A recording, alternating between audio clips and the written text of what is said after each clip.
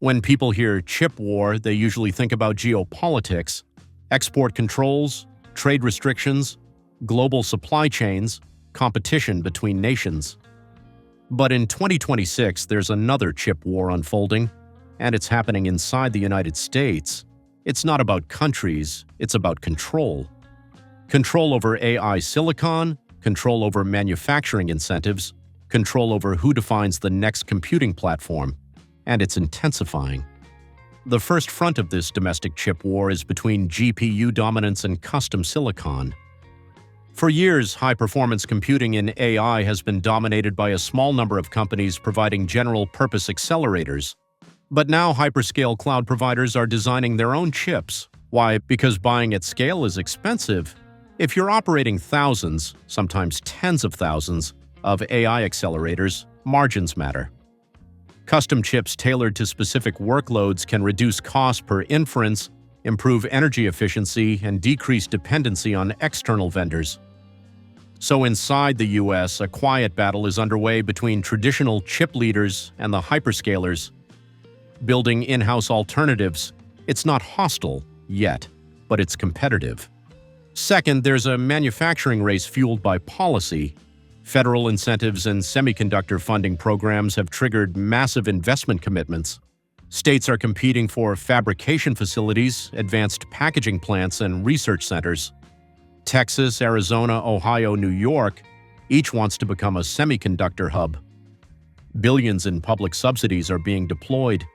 This creates internal competition for capital allocation, labor, water access, and energy infrastructure.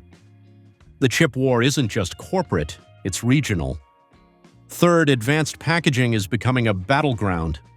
Modern AI chips rely on complex packaging techniques that integrate high-bandwidth memory and specialized interconnects. Packaging capacity in the US is limited compared to fabrication. Companies are racing to build domestic capability. Control over packaging means control over final product output. Even if wafers are fabricated successfully, without advanced packaging, chips cannot ship at scale. Fourth, energy access is shaping semiconductor strategy. Chip fabrication plants consume enormous electricity and water. AI data centers consume even more. States that can guarantee reliable, large-scale power attract investment. Energy infrastructure has become part of the chip war equation.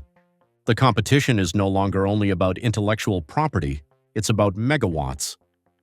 Fifth, talent is scarce. Semiconductor engineering expertise is specialized. Companies are competing for chip architects, process engineers, packaging experts, and AI hardware designers. Universities are expanding semiconductor programs. But talent pipelines take time. The fight for skilled labor inside the US is intense and expensive. Sixth, platform ecosystems are colliding. Chip companies no longer compete only on hardware performance. They compete on software ecosystems, developer tools, and integration frameworks. If developers build applications around a particular architecture, switching becomes difficult. This locks in long-term influence. Control the ecosystem, and you shape the market. Seventh, AI workload segmentation is creating multiple arenas. High-end training clusters demand extreme performance. Enterprise inference workloads demand energy efficiency. Edge devices require low power consumption. Each segment invites different chip architectures. Companies are racing to specialize. Eighth, vertical integration is rising. Some companies design chips for internal use only. Others aim to sell broadly. This blurs the line between supplier and competitor. If a cloud provider builds custom silicon, it competes with traditional chip vendors, even while remaining their customer. That tension is new. Ninth, capital intensity raises stakes. Semiconductor facilities cost tens of billions of dollars. Once built, they must operate near capacity to justify investment. Overbuilding creates financial strain. Underbuilding creates supply constraints. Balancing supply and demand in such a capital-heavy industry is risky. The domestic chip war is as much about financial strategy as technology. 10th, national security overlays everything. Advanced chips are tied to defense systems, AI capabilities, and economic competitiveness. Government partnerships influence where investment flows. Procurement decisions affect private sector strategies. The line between commercial competition and strategic policy is blurred. 11th, supply chain resilience is a key theme. Companies want domestic redundancy, but building parallel supply chains increases cost. The tension between resilience and efficiency drives internal debates. 12th, smaller startups face enormous barriers. Competing in cutting-edge semiconductor design requires deep capital and manufacturing access.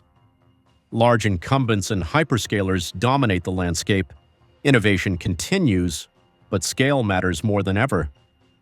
So what does this internal chip war really mean? It means the U.S. semiconductor landscape is being reshaped. It's no longer a straightforward supplier-customer relationship. It's a complex web of alliances, competition, vertical integration,